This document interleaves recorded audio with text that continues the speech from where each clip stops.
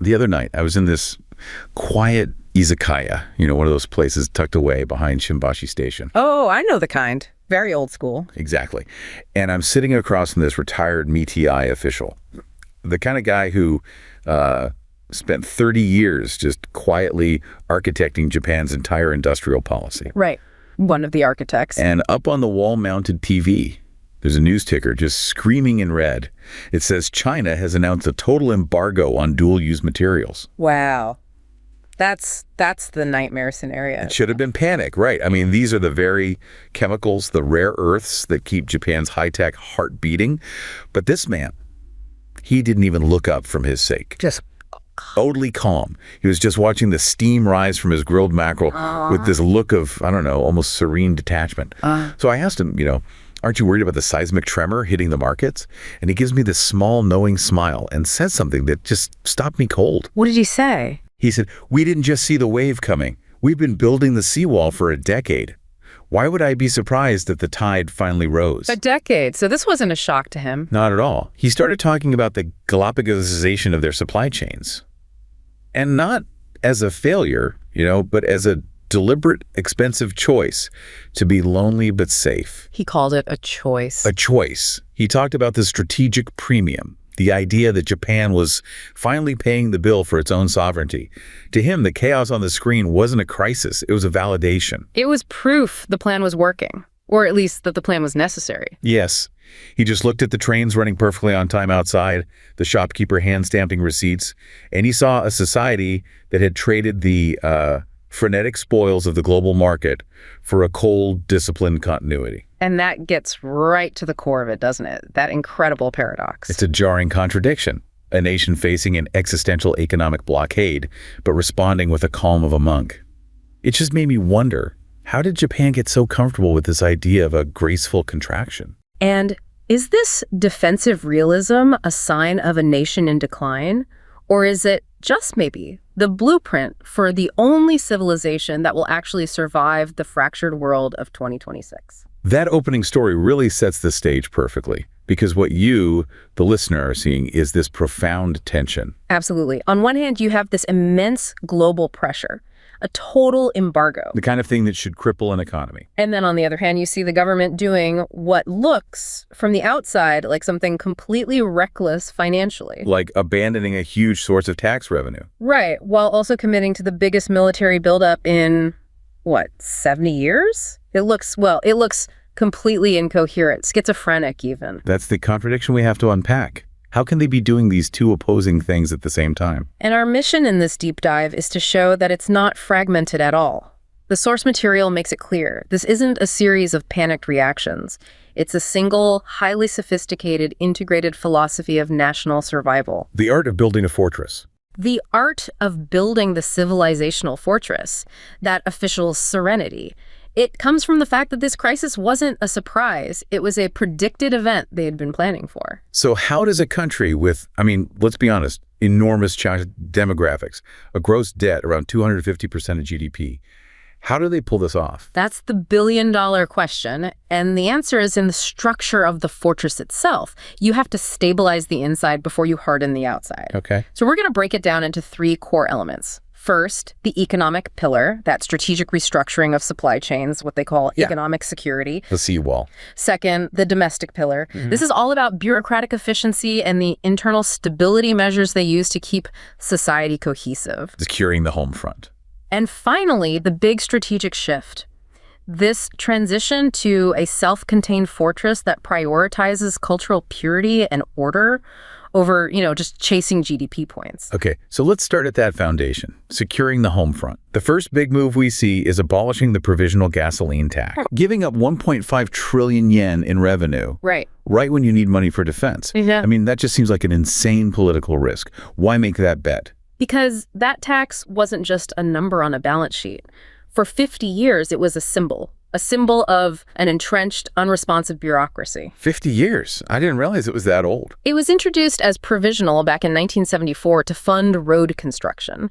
But the roads got built and the tax just stayed. It became this source of deep friction. A political albatross, as the source calls it. Exactly. So getting rid of it wasn't just about giving people a tax break. It was a massive political statement. It was the elite bureaucracy saying, we are willing to sacrifice revenue to restore your trust in the system.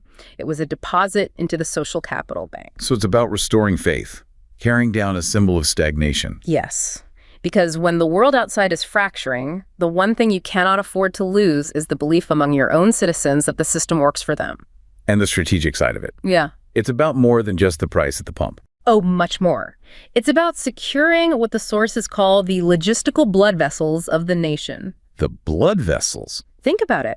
Japan runs on precision, just-in-time manufacturing, complex supply chains. If the cost of moving goods, of getting workers to factories, of getting food to cities, if that suddenly spikes because of some global energy crisis, the whole system seizes up.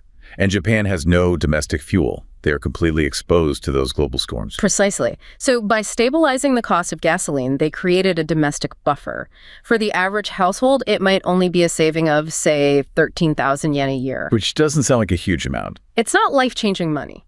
But in a high-trust, low-inflation, even deflationary society like Japan's, that is a tangible, visible dividend.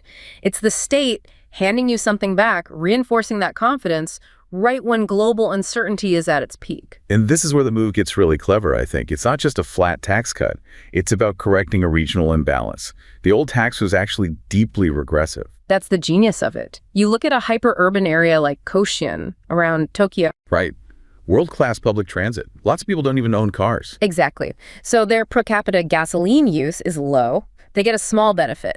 But then you go out to the other regions, Koshinatsu, Hokuriku, Shikoku, where a car isn't a luxury, it's a lifeline. It's a mandatory lifeline. You need it for work, for school, for groceries, for everything. So for them, the economic impact is much, much bigger. It's magnified dramatically. The sources say those regions could see a reduction closer to 8,000 yen per capita.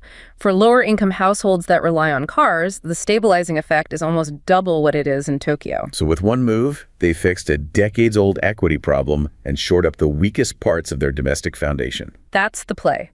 Stabilize regional households, lower costs for local businesses, and fortify the entire domestic fortress in one coordinated action. Which brings us to the fiscal miracle. Yeah. It still seems impossible. Yeah. How do you abandon 1.5 trillion yen, commit to a massive defense buildup, and manage a debt that's 250% of GDP? A Western politician would say you can't. You'd be forced into a brutal choice: austerity or security. You'd have to pick one. But this is where you see the power of a high-capacity meritocratic state. For the elite bureaucracy in Japan's ministries, failing to execute the agreed-upon strategic plan is just not an option. It's an existential threat to their purpose. So they're not fighting ideological battles over the budget. They're just executing. They manage it with surgical precision. They reallocate, they reform, they find efficiencies, they find the money because the national consensus to build the fortress is absolute. So it's not about finding new money, but moving existing money around more effectively. Exactly. Just look at the FY 2025 budget. It's described as a masterpiece of precision expenditure management. And here's the key part. Even with all this new spending, they are still committed to fiscal consolidation. How so? Government bond issuance is projected to be 28.6 trillion yen.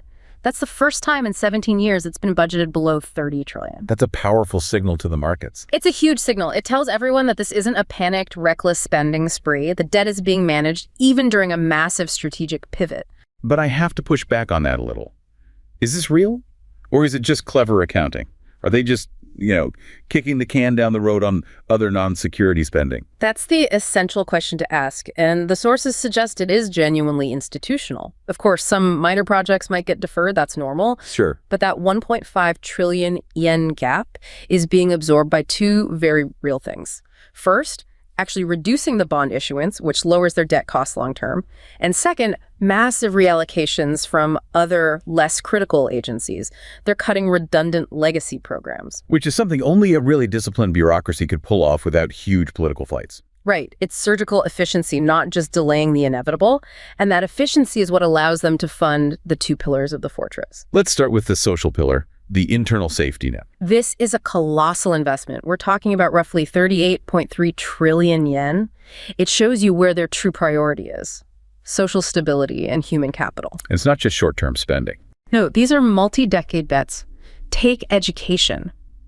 They're aiming to raise spending on education from about 4% of GDP now to 10% by 2030. Wow, that's a huge increase. It is, and it's not just throwing money at schools. It's paired with work-style reforms to cut down the administrative burden on teachers. It's a strategic investment in the quality of the next generation. And at the same time, they're shoring up those regional economies we talked about. Yes. The budget actually doubles the local revitalization grants from 100 billion to 200 billion yen. This is money that goes directly to the regions to fund their own solutions. Like what kind of solutions? Everything from drone delivery models in remote areas, which is critical for an aging population, to strengthening local crime prevention with better security systems. The central government is decentralizing financial power to reinforce stability from the ground up. So you have 38.3 trillion for the social safety net, and then the defense spending, which is driving non-social security spending up to what, around 8.5 trillion yen? That ratio tells you everything. Look at it. They are investing more than 4 times the capital and energy into securing the inside of the fortress, the social fabric, education, cohesion, than they are on hardening the outside with weapons. That is the definition of a fortress-first strategy. It is. They are prioritizing the continuity of the civilization itself over maximizing their position in the global economy. This level of discipline allows them to do something that seems really radical from a Western perspective. Yeah. Embrace this idea of graceful contraction. Right. They're making a conscious, collective choice to be smaller, older, and quieter, but in exchange, be highly secure. They're prioritizing cultural purity and high social trust. They're rejecting the Western growth model that basically demands mass immigration. And that choice is born from a hard demographic reality. Japan's population peaked back in 2008 at 128 million. The decline is accelerating now. So policy has shifted from trying to reverse it, which is basically impossible, to managing it with dignity and control. And you see this most clearly in their labor policy. Specifically, that cap on foreign workers. 1.23 million. That's not a random number. That number, 1,231,900, to be exact, is a philosophical red line. The source material shows how they calculate it. First, they project the labor shortage they'll face. Okay, that's the total need. That's the need. But then, and this is the critical step, they actively subtract the workers they expect to gain from internal sources. Internal sources being what exactly? 2 big bets. First, huge productivity gains from technology, AI, automation, robotics, the metal hands taking over tasks. And second, a big increase in the workforce participation of native-born Japanese women, which is supported by those work-style reforms we mentioned. They are betting on robots and their own women to fill the gap before they even think about immigration. The official policy is literally to avoid negatively affecting the employment or wages of Japanese citizens. Which is the polar opposite of the growth at any cost model you see elsewhere. Where immigration is often used as a tool to keep wages down and fill labor gaps quickly, Japan's prioritizing its own citizens' wage stability above all else. Absolutely. And you see this really starkly in sensitive areas like elder care. There's a huge worker shortage there, over 167,000 people. And the strategic choice is robots, not foreign workers. It's a deeply cultural calculation. Automation is seen as the lesser of 2 fictions. The economics of friction. Let's break that down. It seems key to understanding their logic. It is. It's a cost-benefit analysis that goes beyond just money. From the perspective of kaisha, the group consciousness, anything that introduces instability or unpredictability is a threat. And a foreign worker with a different language, a different culture, that's seen as unpredictable.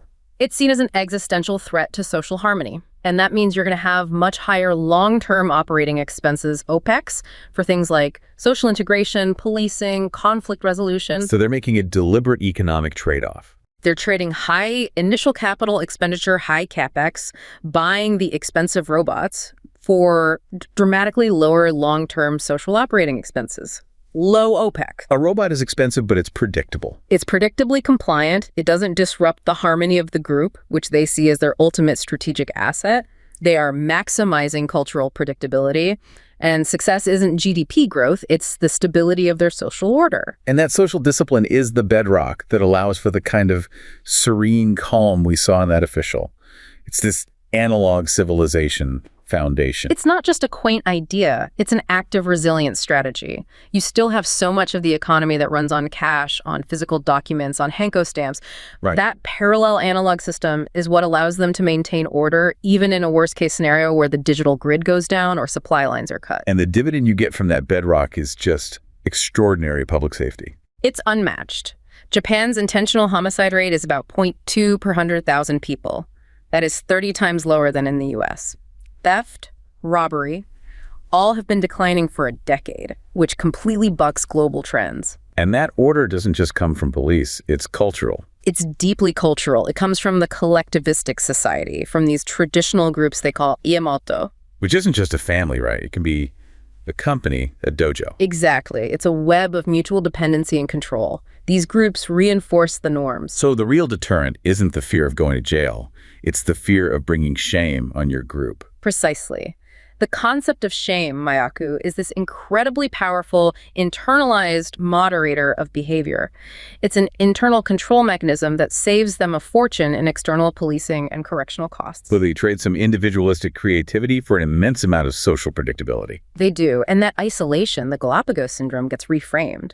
It's not an economic failure, it's a strategic asset, a sanctuary of high trust in a low trust world. Okay, let's pivot to the second part of the fortress, the economic seawall. That chaos on the news ticker wasn't a crisis for them, it was validation. It was proof that this defensive realism was the right call. It's a policy that was really forged in the fire of past shocks. This didn't come out of nowhere. The oil crises in the 70s were the first wake-up call. Right, which showed them how vulnerable they were. And their initial approach to economic security, Kaizai Onsen Hiroshu, was purely defensive. Stockpile things, maintain relationships. But it really accelerated after 2010 when they faced that informal embargo on critical minerals. That showed them they were vulnerable to active supply chain warfare. So how is this modern version of Keisai and Sansancho different from, say, America's more offensive economic statecraft? Well, economic statecraft is about using economic tools, sanctions, tariffs to achieve foreign policy goals. It's often offensive. Japan's approach is fundamentally about self-preservation. It's defensive. It's defensive. It's built on two ideas. First, strategic autonomy. They have to ensure the basic livelihoods of their people without being excessively dependent on any one country. And the second idea? Strategic indispensability. This is about making Japan so crucial to the international community through its control of technological choke points that cutting them off would hurt the attacker just as much. So the embargo news was just fuel on the fire, accelerating this strategic Galapagosization. Yes, a deliberate, inward-focused development of self-sufficient tech ecosystems, often within their big corporate networks, the keiretsu. And we can actually measure this. This isn't just talk. What are the numbers? They are targeting a massive reduction in supply chain dependence, from a peak of around 35% in 2020. Down to just 18% by 2026? That is an incredible shift. It's a monumental undertaking. And at the same time, they're hoarding. Strategic stockpiles of critical materials like rare earths and photoresist for chips have been expanded from a 3-month buffer to a 9-month supply. A 9-month buffer gives you a lot of time to maneuver in a crisis. It buys you critical time. And they're building up domestic production of the most important things. The projection is for domestic production of key semiconductor materials to rise from about 50% to 72%. They're thickening the walls of their technological fortress. Exactly. And this whole strategy got its legal muscle from the Economic Security Promotion Act of 2022, the ESPA. Okay, so this act basically hard-coded the strategy into the entire government. Let's walk through its 4 pillars. It sounds like a total system upgrade. That's a great way to put it. The first pillar is supply chain resilience. This is about securing critical products, semiconductors, obviously, but also cloud computing, natural gas, batteries. And how do they do that? Force companies to move. Mostly through incentives, targeted subsidies, contract manufacturing. They're guiding rather than commanding. Okay, pillar 2, protecting infrastructure. This sounds like it's about cyber defense. It is. It's a recognition of the modern threat. It designates essential infrastructure, energy, transport, finance, telecom, and mandates prior review of any critical facilities. They are preparing for a digital Pearl Harbor. Got it. And pillar 3 is advancing technology. This is how they ensure that future indispensability. They've set up huge R&D programs like the K program, which is basically their version of DARPA. So it's about staying on the cutting edge of biotech, clean tech, defense. All of it. The goal is technological superiority that makes them an essential partner for everyone else. And the final pillar, safeguarding patents. Right. This is about protecting the IP that the other three pillars generate. It limits public disclosure of patents related to national security to stop tech theft. It's the lock on the door.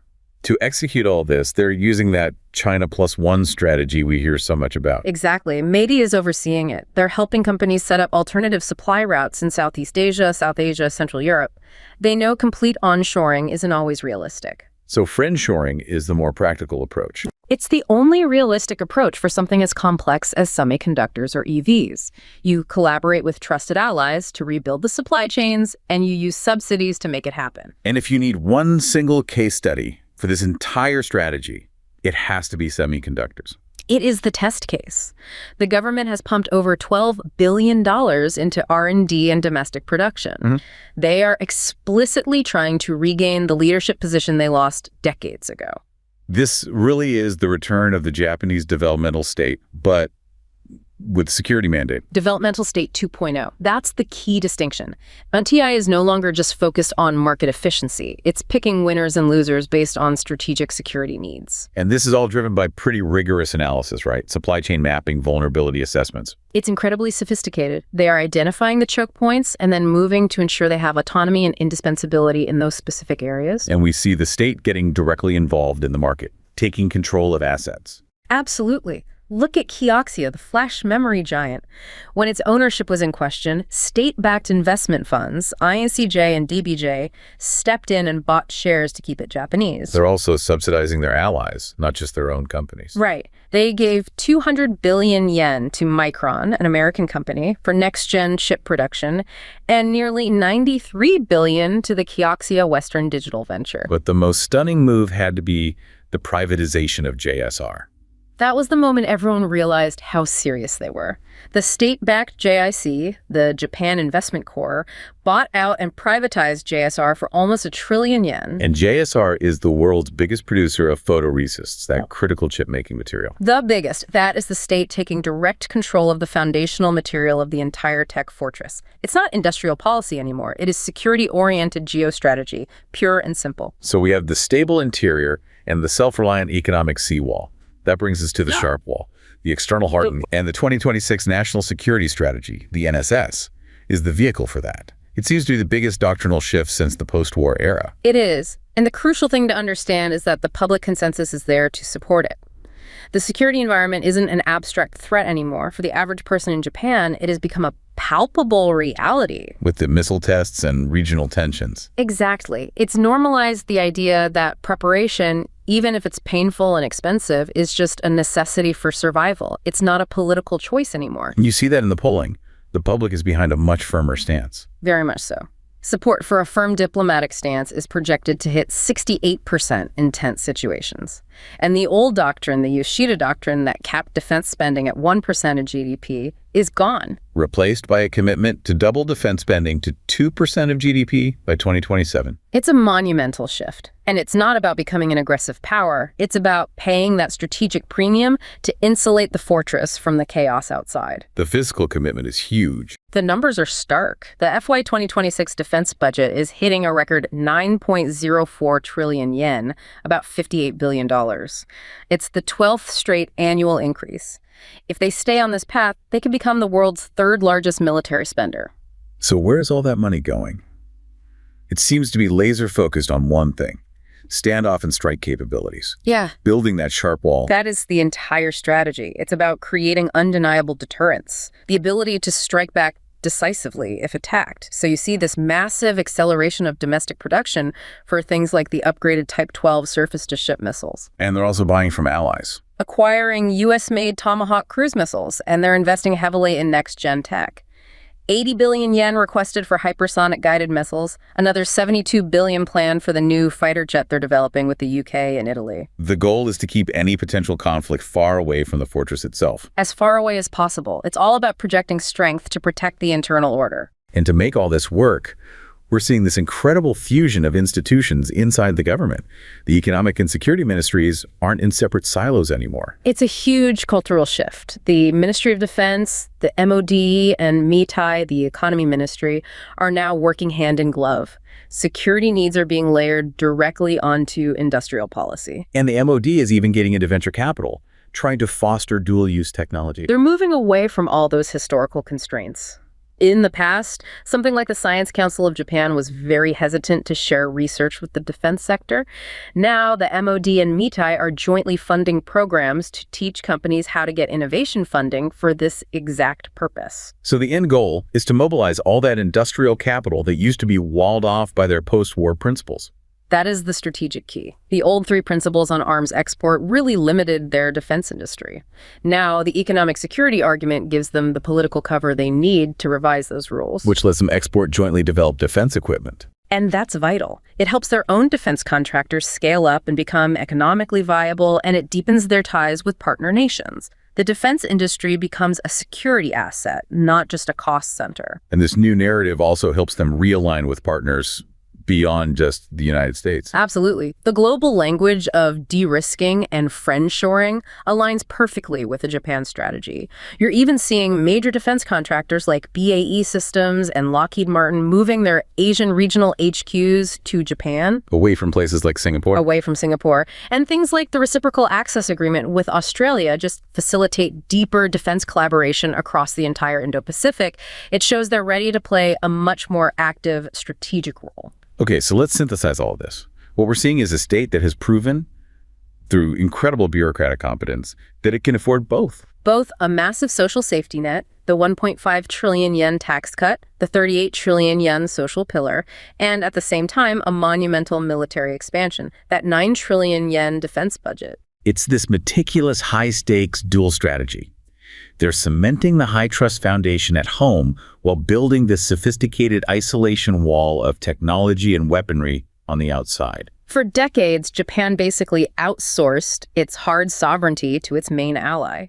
That freed them up to focus all their energy on perfecting their internal social and economic system. And now they're taking that sovereignty back. They're taking it back, but only after making sure the internal system is fully reinforced. They have made a stark collective choice. A choice to sacrifice that chaotic, high-growth global market for predictability, for order, and for cultural continuity. And that choice isn't just pragmatic. It has a real philosophical underpinning. It aligns with ideas like degrowth communism, which is a way of justifying a graceful decay. Which reframes the entire definition of success. Completely. Success is no longer about GDP growth, which has been flat for years anyway. It's about maximizing the quality of life, the security, and the cultural integrity for the people who remain inside the fortress. The conversation shifts from quantity to quality. Japan might have a smaller economy, but if its citizens have almost no street crime, amazing public health, and perfect trains, who's actually wealthier in human terms? That's the question they're posing. They are embracing a managed, sustainable core. They're willing to accept the slower pace and the lower growth metrics in exchange for preserving their unique social order. They are proving that this isn't a sign of decline. It's a blueprint for long-term civilizational survival in a turbulent age. They're choosing cultural longevity over sheer economic size. They're ensuring they remain a final, protected bastion of their distinct civilization well into the future.